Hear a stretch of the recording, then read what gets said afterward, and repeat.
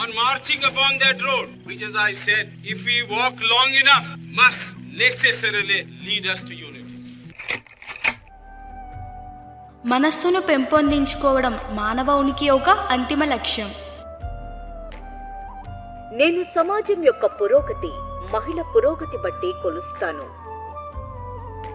మంచి రాజ్యాంగం అంటే ప్రజలకు అధికారం అందించడమే కాదు, ఇతరులను అణిచివేయడానికి ఆ అధికారం దుర్వినియోగపరచకుండా ఉండగలగాలి.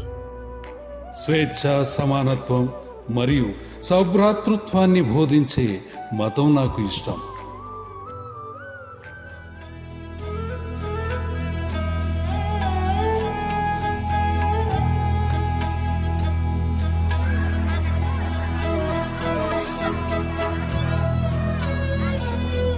నీ కోసం జీవిస్తే నీలోనే జీవిస్తావు. జనం కోసం జీవిస్తే